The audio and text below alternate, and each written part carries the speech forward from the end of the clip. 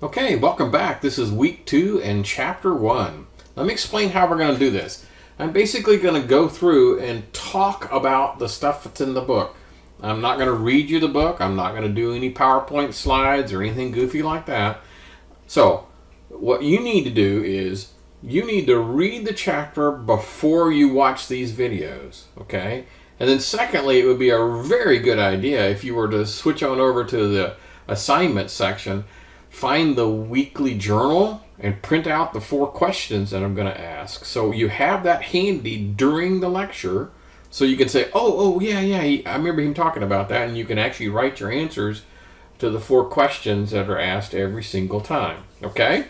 Now, I'm going to be hollering out page numbers to kind of give you a reference point, for on top of page 2, and that kind of stuff. So again, if you have the handbook physically with you when you do this, it'll be better. I mean, if you're on the bus or something in your car and you don't have the book, you're probably going to be missing out. So I really want you to be somewhere where you actually have the book handy. Okay? Cool. Now, in the video lectures, I'm actually going to have like an online version of the book up to kind of point you to the key phrases and charts and pictures and things of that nature. Unfortunately, the online version doesn't have the page numbers. So again, I'm going to be hollering out page numbers. Okay? All right, you guys ready? Okay. Let's begin. So, at the very beginning, on page 2, is this section called the Principles and Learning Outcomes. So this is actually pretty important because these are the things that it's going to use.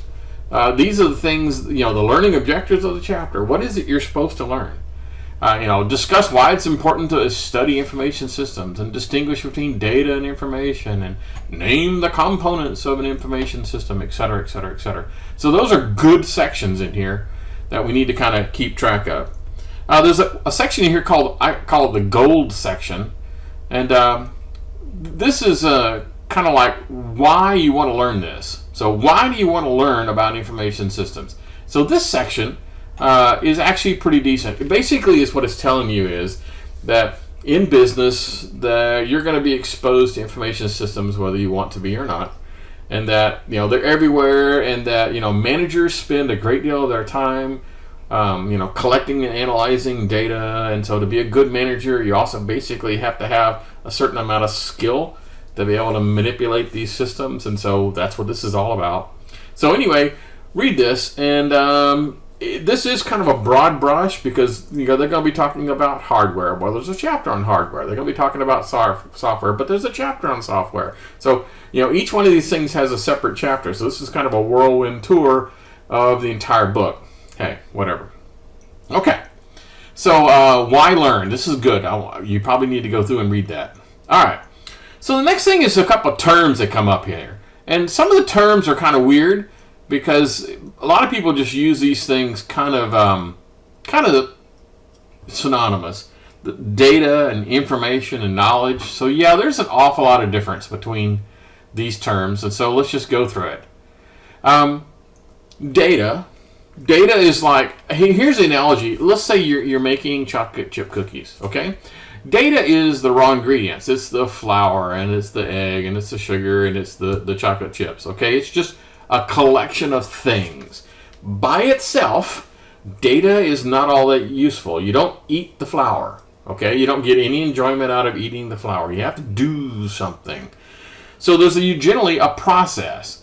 And the process is, mix the ingredients together and throw it in an oven, right? That's the process. And you end up with information. And information is the chocolate chip cookie. It's the thing that actually has some tremendous amount of value. Now, admittedly, the flour and the sugar and all that had value, but not near as much value as the finished chocolate chip cookie. Okay, got it? Good. So they make a distinction between data and information. The process is how you transform between the two. There's a fourth one called knowledge. So data, information, process kind of in between. And then knowledge is know what to do with it. Now, if you just saw a chocolate chip cookie and you've never seen one before in your entire life, that would be information, but you wouldn't know what to do with it. If you said, but you're supposed to eat them when they're warm, or you're supposed to put ice cream on them, or some sort of added kind of benefit, that's where the knowledge is knowing what to do. In a non-trivial example, here's a better example that doesn't have anything to do with cookies. Okay. You're collecting data on overtime. All right? So that's data. You run it through some sort of a process, and you end up with some sort of information that basically says shift 2 is working 20% more overtime than shift 1. Okay, now you have information. Knowledge is, I need to transfer some people from shift 1 to shift 2. What do you want me to do about it, in other words? So data is just raw stuff that you can't necessarily tell. Process kind of converts it to information. Now that I have information, the fourth step is, what the heck do you want me to do with it? Good. Okay, let's keep going.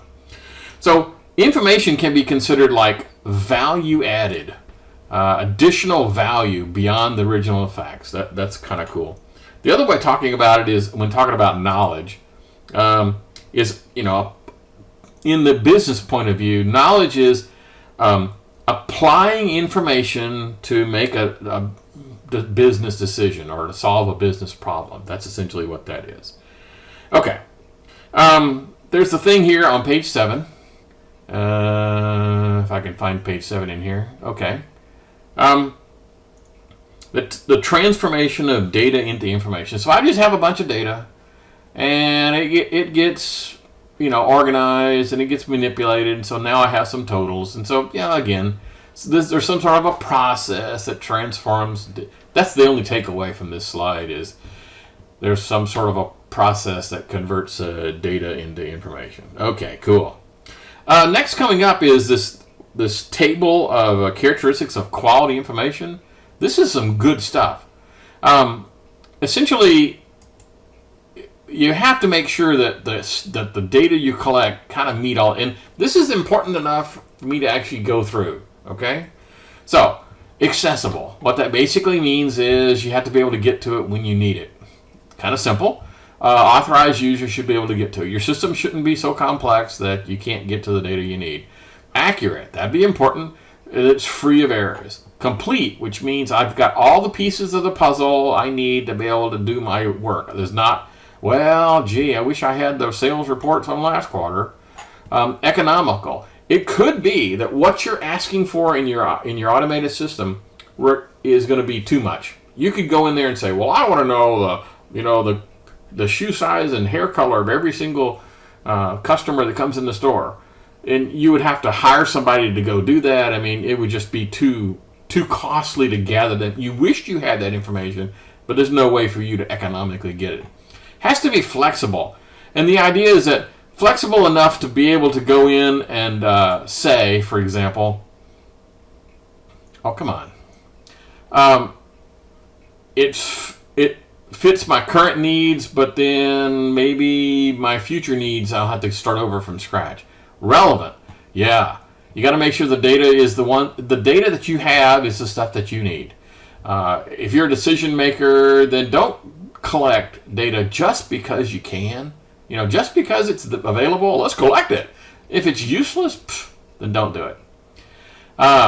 Reliable. Obviously, people have to trust the data in order to, garbage in, garbage out. If you don't trust the data going into the system, then your decisions coming out are going to be pretty bad. Has to be secure. Simple. And simple basically means don't make this more complicated than it has to be. Added complexity doesn't help anyone. Timely. If, for example, I'm going to make a decision on what stock to buy, do I look at last week's, Wall Street Journal to make a decision? Probably not. I need really, really timely information. It's going to be the good stuff, the current stuff. And then verifiable, you have to be able to have some way of saying that, yeah, that's absolutely correct. Everything is exactly where it is. Okay. Let's get back. All right, so that's that table. I kind of like that one. There's another one. Now we're going to be talking about the components of a system. Okay. So a system. Basically, a system is made up of some sort of input, some sort of processing, some sort of output. Those are the three major components. So input, processing, and output. And in their example, it's a car wash, but in our example, it could be anything. There's a fourth component, which is the feedback. So I should be getting feedback from when I do my input. I should be getting feedback from during my processing, and I should be getting some feedback during the output phase, so that the feedback can help make the system work. Because otherwise, you're just going in there doing stuff without ever knowing whether or not you're accomplishing the mission. There's an example that I like to talk about. Here's an example. Let's say that you work at a grocery store. This is kind of a silly example, and you decide that the reason why sales are dropping is because the shelves are too tall. I mean, okay, I just made that up, so just bear with me. And so you put together a plan to go lower all the shelves. And so you put together a plan. You close the store. You do it after hours, and you lower all the shelves. And you did an excellent job of doing the planning and execution was flawless. However, it made no impact whatsoever on sales.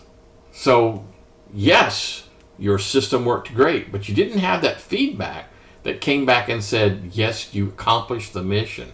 Okay, so you can't just do stuff. You got to make sure that what you're doing is actually trying to solve the business problem. Okay, let's continue. Now, feedback, there's a discussion in here about feedback. Feedback can come from many sources. It could be, internal to the system. The system itself is actually given some feedback, like how long does it take for a car to go through a car wash? The system can do that. But a lot of it is going to be from your customers, external. Like your customer's going to say, well, I didn't like the way it did my tires or something. They're going to provide you some feedback. Or you could conduct a survey or some sort of an inspection as the cars come off that's not part of the system that says, ooh, the brushes on the tire scrub are worn out and we need to replace them. So internal to the system, external by your customers, and external by you, perhaps doing some sort of inspections. Okay. On page 10, they finally talk about the information system.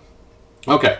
So, again, we're talking about, the collection, the manipulation, storage, and processing. Those are the major pieces.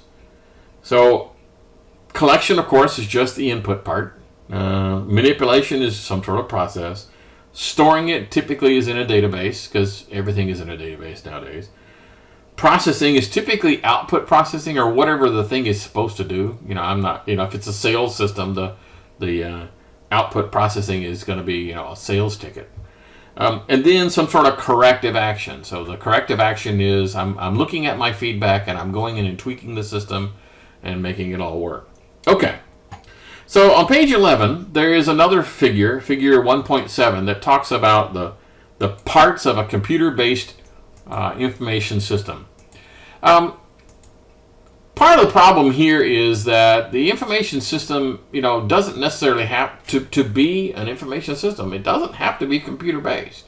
I mean, there are great information systems out there that are just done with paper. Okay, that's not ones we're going to be doing with much, but essentially computer-based information system. Now, there are 6 parts to this system, although this figure only shows 5 for whatever reason. Actually, this is probably a good place to stop for the 15-minute mark. We'll pick this discussion up in just a few.